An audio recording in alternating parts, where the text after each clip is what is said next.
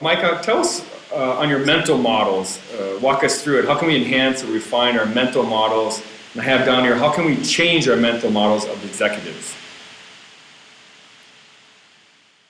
Well, this goes to sort of our model of how situational awareness works in the brain.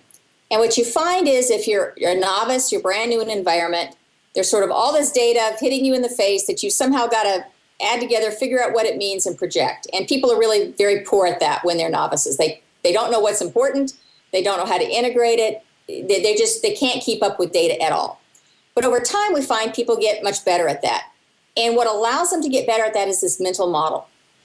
And so what people do is they develop a mental model of how that environment works. It could be a particular system that they're operating. You're driving a car. How does that car operate? It could be the environment in which it's operating. So how does the driving environment work? What are the rules? What can I expect other drivers to do or not do? You develop this understanding of the world in which you're working. And what that does is that's what really allows you to, realize what information is important, how to direct your attention. It's what allows you to do the so what of that information, to be able to integrate it together. It gives you mechanisms for doing that and for doing projection. So mental models are really your understanding of the system and the environment and the situations you're going to be in that allow you to do this process much more quickly and efficiently as you become an expert. What happens is over 5, 10, 20 years in an environment, people can get very, very good at understanding critical cues, what they mean, how to process them, what's likely to happen in that environment, and they become very quick and effective at situation awareness.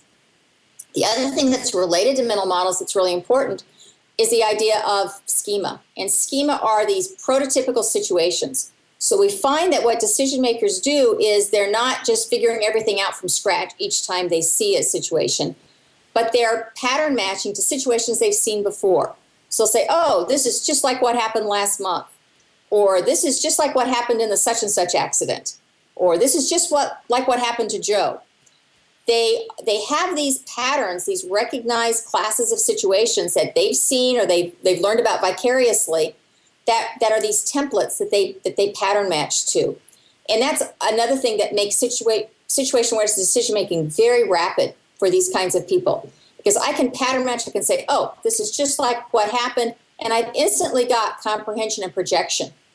I don't have to think through it. I don't have to add 2 and 2 together. I instantly know what's going on based on its similarity to these situations I've seen in the past.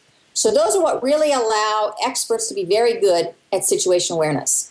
The challenge is getting people all of these experiences that allow them to build up those mental models and those that repertoire, that library of schema that allow them to do that very quickly.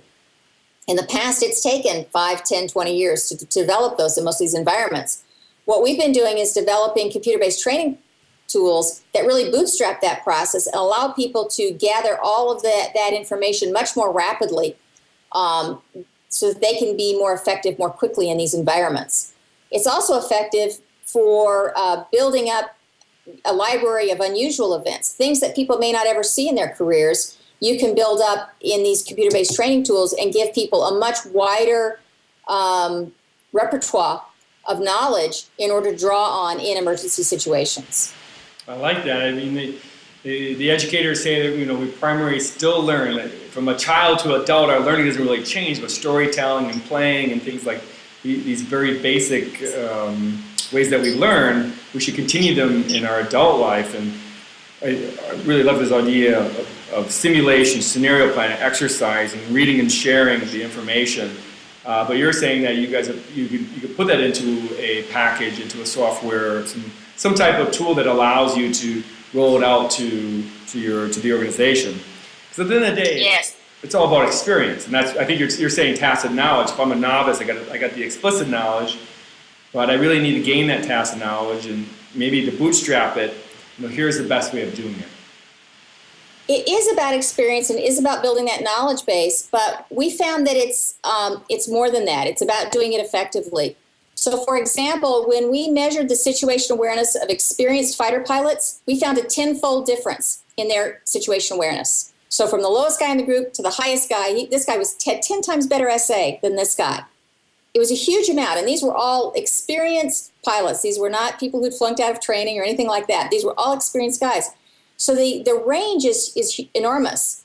And what we found in that environment, and I think it's true in most environments, is most training programs focus on, here's how the system works. So they teach the mechanical knowledge of the system, and here are the procedures you need to have. Then they kind of throw them out there, and all the cognitive skills, it's kind of up to them to figure out on their own. And so some people figure out the types of skills that make people good at situation awareness on their own. Some people never do, and they're kind of wandering around in the weeds a bit in these environments. So what we do in our training programs is not just expose people to this library of situations and scenarios that help build these knowledge bases, but we help work with them on the cognitive skills that are important. You know, how to gather information effectively, how to integrate it, how to think about the what and the so what of the information. We talk to them, teach them about contingency planning. We teach them a lot of cognitive skills that are really important for allowing people to be effective at situation awareness and decision making in these environments. It's wonderful. The decision making, problem solving, communicating, not just the library of information.